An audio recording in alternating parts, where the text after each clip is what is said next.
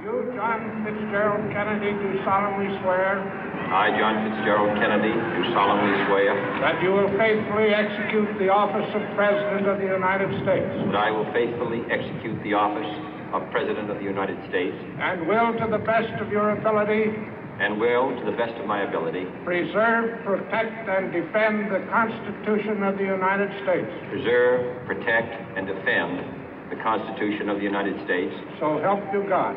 So help me God.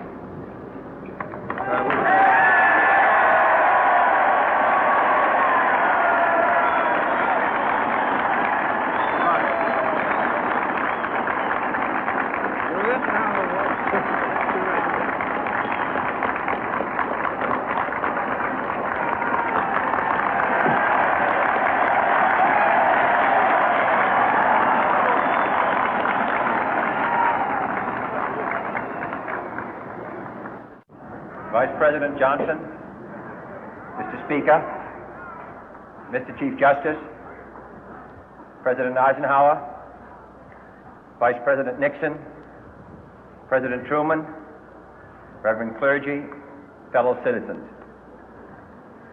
We observe today not a victory of party, but a celebration of freedom, symbolizing an end as well as a beginning, signifying renewal as well as change. For I have sworn before you and Almighty God the same solemn oath our forebears prescribed nearly a century and 3/4 ago.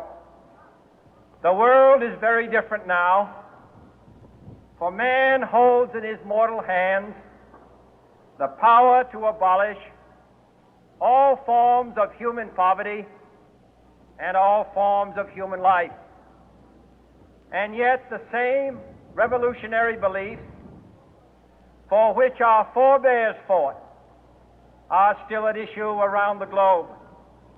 The belief that the rights of man come not from the generosity of the state, but from the hand of God. We dare not forget today that we are the heirs of that first revolution. Let the word go forth from this time and place to friend and foe alike that the torch has been passed to a new generation of Americans born in this century, tempered by war, disciplined by a hard and bitter peace, proud of our ancient heritage, and unwilling to witness or permit the slow undoing of those human rights to which this nation has always been committed and to which we are committed today at home and around the world.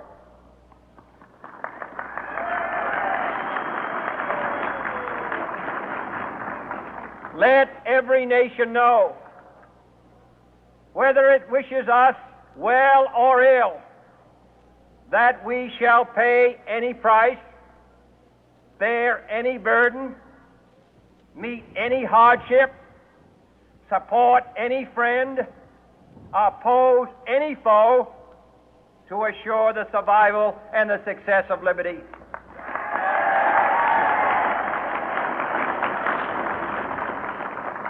This much we pledge and more. To those old allies whose cultural and spiritual origins we share, we pledge the loyalty of faithful friends. United, there is little we cannot do in a host of cooperative ventures. Divided, there is little we can do, for we dare not meet a powerful challenge at odds and split asunder.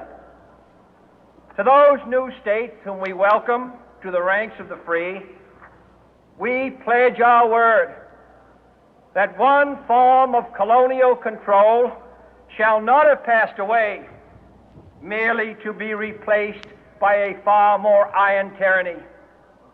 We shall not always expect to find them supporting our view, but we shall always hope to find them strongly supporting their own freedom, and to remember that in the past, those who foolishly sought power by riding the back of the tiger ended up inside.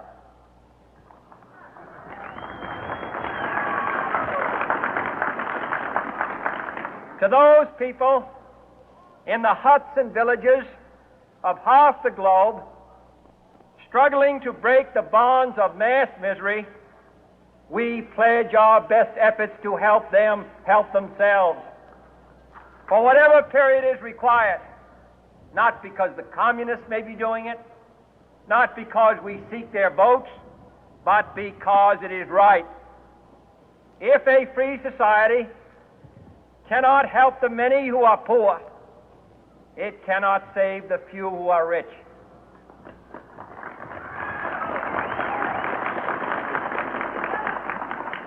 To our sister republics south of our border, we offer a special pledge to convert our good words into good deeds, in a new alliance for progress, to assist free men and free governments in casting off the chains of poverty.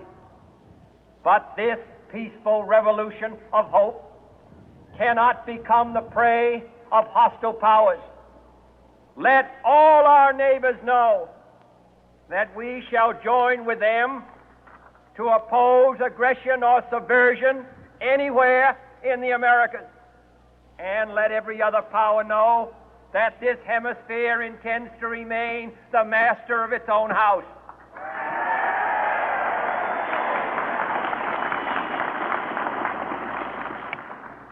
To that World Assembly of Sovereign States, the United Nations, our last best hope, in an age where the instruments of war have far outpaced the instruments of peace, we renew our pledge of support to prevent it from becoming merely a forum for invective, to strengthen its shield of the new and the weak, and to enlarge the area in which its writ may run. Finally, to those nations who would make themselves our adversary, we offer not a pledge, but a request that both sides begin anew the quest for peace. Before the dark powers of destruction, unleashed by science, engulf all humanity in planned or accidental self-destruction, we dare not tempt them with weakness, for only when our arms are sufficient beyond doubt can we be certain beyond doubt that they will never be employed. But neither can two great and powerful groups of nations take comfort from our present course, both sides overburdened by the cost of modern weapons, both rightly alarmed by the steady spread of the deadly atom, yet both racing to alter that uncertain balance of terror that stays the hand of mankind's final war. So let us begin anew, remembering on both sides that civility is not a sign of weakness, and sincerity is always subject to proof. Let us never negotiate out of fear, but let us never fear to negotiate.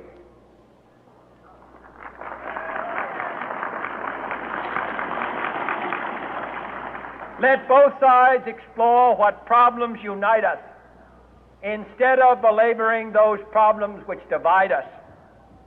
Let both sides, for the first time, formulate serious and precise proposals for the inspection and control of arms, and bring the absolute power to destroy other nations under the absolute control of all nations.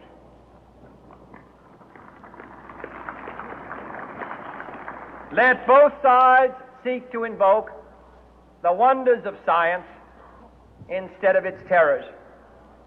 Together, let us explore the stars, conquer the deserts, eradicate disease, tap the ocean depth, and encourage the arts and commerce. Let both sides unite to heed in all corners of the earth the command of Isaiah to undo the heavy burden and let the oppressed go free. And if a beachhead of cooperation may push back the jungle of suspicion, let both sides join in creating a new endeavor, not a new balance of power, but a new world of law, where the strong are just and the weak secure and the peace preserved. All this will not be finished in the first 100 days, nor will it be finished in the first 1,000 days, nor in the life of this administration, nor even perhaps in our lifetime on this planet. But let us begin.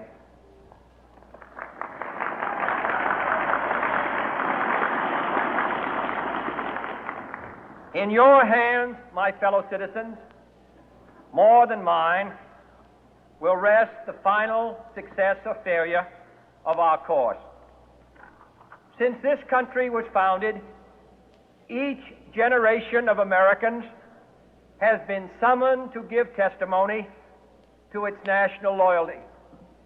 The graves of young Americans who answered the call to service surround the globe.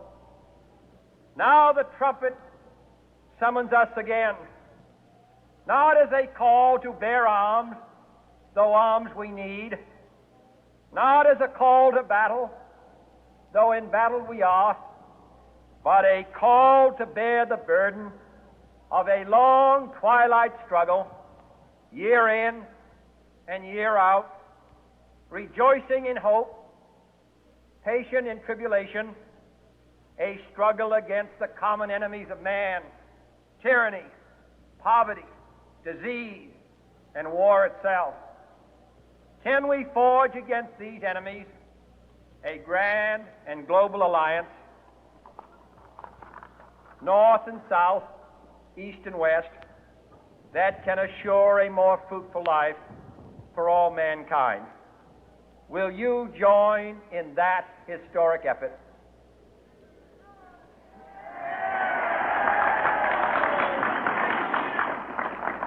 In the long history of the world, only a few generations have been granted the role of defending freedom in its hour of maximum danger. I do not shrink from this responsibility. I welcome it.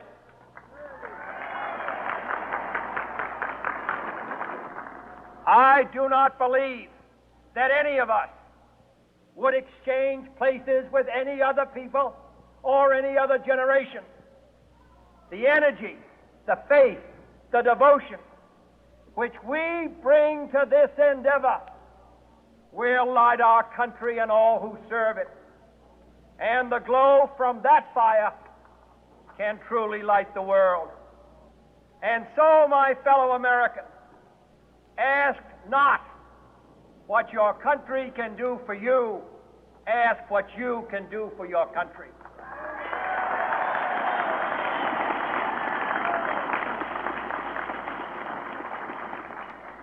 My fellow citizens of the world, ask not what America